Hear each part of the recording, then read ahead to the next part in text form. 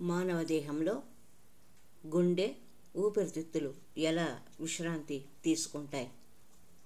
గుండె, ఊపిరితిత్తులు విశ్రాంతి తీసుకోవడం అంటే ఏకంగా పైకి వెళ్ళిపోవటమే అనుకుంటారు అంతా. అది పొరపాటు. శరీరంలో నిరంతరం పనిచేసే అవయవాలైన గుండె, ఊపిరితిత్తులు కూడా ప్రతిరోజు కొన్ని గంటల పాటు విశ్రాంతి తీసుకునేటట్లు తయారు చేయబడ్డాయి. కానీ మన ఆహార విహారాదులు ఈ విశ్రాంతిని వాటికి దూరము చేస్తున్నాయి. గుండె, ఊపిరితిత్తులు సవ్యంగా పనిచేస్తే మానవుడు ఎంతో శక్తివంతంగా ఎక్కువ కాలం జీవించవచ్చు. వాటి ఆరోగ్యానికి, పెందలాడే చేసే భోజనానికి చాలా దగ్గర సంబంధము ఉన్నది. మనము ఆహారాన్ని తింటే దానిని అరిగించుకోవడానికి, జీర్ణకోశానికి ఎక్కువ రక్తాన్ని, ప్రాణవాయువును అందించడానికి గుండె, ఊపిరితిత్తులు ఎక్కువ కాలం పనిచేయాలి.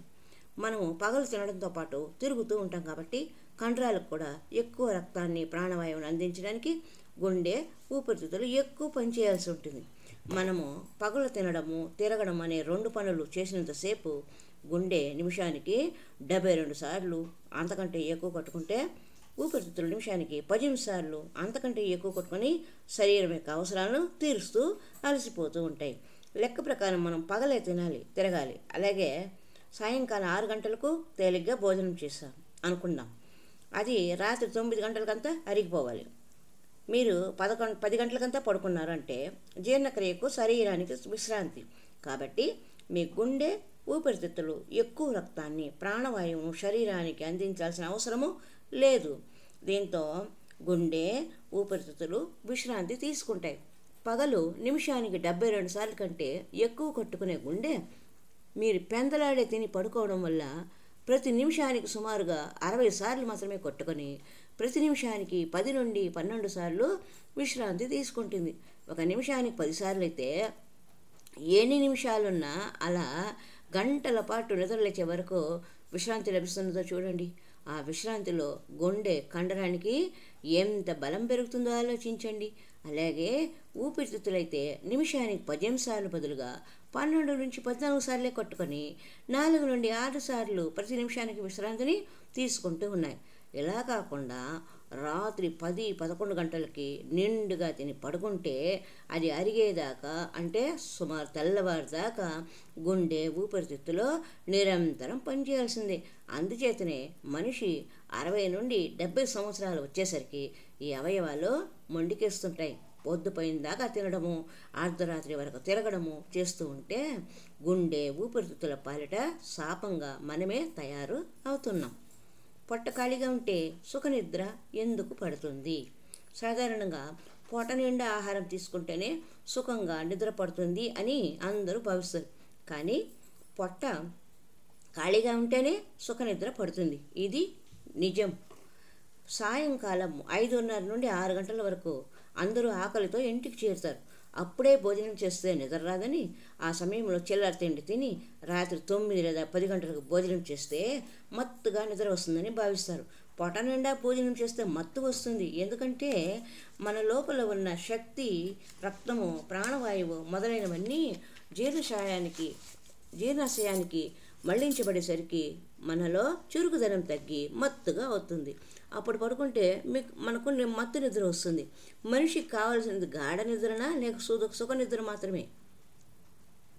మనిషికి కావాల్సిన గాఢ నిద్ర లేదా సుఖ నిద్ర మాత్రమే, మత్తు నిద్ర కాదు. అసలు నిద్ర అంటే విశ్రాంతి. ఏ అవయవాలు నిద్రలో విశ్రాంతి తీసుకోవాలి? శరీరంలోని అన్ని అవయవాల లేదా అన్ని అవయవాలు విశ్రాంతి తీసుకుంటేనే మరలా ఉదయాన్నే చురుగ్గా పనిచేయగలవు. మనం రాత్రి 10 నుంచి 11 గంటల మధ్య పొట్ట నిండా తిని పడుకున్నామనుకోండి, ఏ అవయవాలు విశ్రాంతి తీసుకుంటాయో ఆలోచించండి. కాళ్ళు, చేతులు, కండరాలు, నరాలు మాత్రమే విశ్రాంతి తీసుకుంటున్నాయి. మరి పొట్ట నిండా ఆహారం తిని పడుకున్నందుకు దానిని అరిగించడానికి గుండె, ఊపిరితిత్తులు ఎక్కువ పనిచేసి రక్తాన్ని, ఆక్సిజన్ని అందించాలి. పొట్ట, ప్రేగులు, కాలేయము, ప్యాంక్రియాస్ మొదలైన జీర్ణరసాలను ఊరించి ఆహారాన్ని అరిగించాలి. ఇన్ని అవయవాలు లోపల పనిచేస్తుంటే దానిని విశ్రాంతి అంటారా? దానిని సుఖనిద్ర అంటారా? ఈ పనులన్నీ అయ్యి పొట్ట, పేగులు విశ్రాంతి తీసుకో ఎప్పటి నుండి ప్రారంభిస్తాయో అప్పటి నుండి మీ శరీరం అసలైన విశ్రాంతిని పొందడం ప్రారంభిస్తుంది. అప్పటి నుండే గాఢ నిద్ర లేదా సుఖనిద్ర ప్రారంభమవుతుంది. తిని పడుకుంటే అది అరిగేదాకా మీకు మొత్తం నిద్ర మాత్రమే వస్తుంది. చూడండి, కొంతమంది బాగా పొద్దుపోయాక పడుకుంటారు, మరుసటి రోజు తెల్లవారి 7 గంటలైనా లేవడానికి బద్దకిస్తుంటారు. కారణము ఇదే. అందరూ తిని పడుకుంటే బాగా నిద్ర వస్తుందంటారు. ఎందుకు? ఎంతమంది పడుకున్నా 5 లేదా 10 నిమిషాల్లో నిద్రలోకి జారుకుంటున్నారు చెప్పండి. 100కి 90 మంది పైగా నిద్ర పట్టడానికి 30 నుండి 60 నిమిషాల వరకు మంచం మీద పడుకొని నిద్ర రాక పనికిరాని కబుర్లని చెప్పుకోవడం లేదా అటు ఇటు దొరలడం చేస్తారు. ఆ తర్వాత నిద్ర రాకుంటే కొందరైతే మందు బిళ్ళలు వాడుతున్నారు, మరికొందరు మద్యం సేవిస్తున్నారు.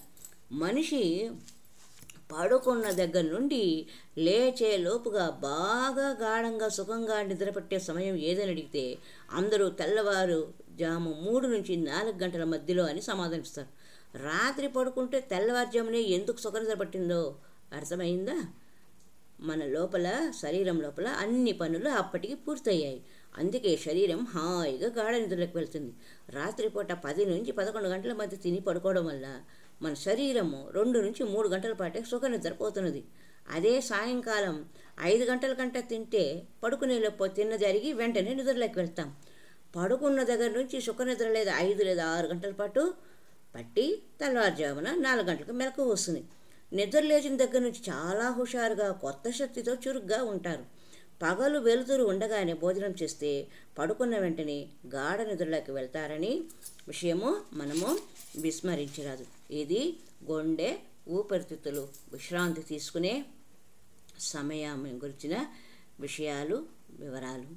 మరిక సంచిలో మరికొన్ని మంచి విశేషాలతో ముందుకొస్తాం.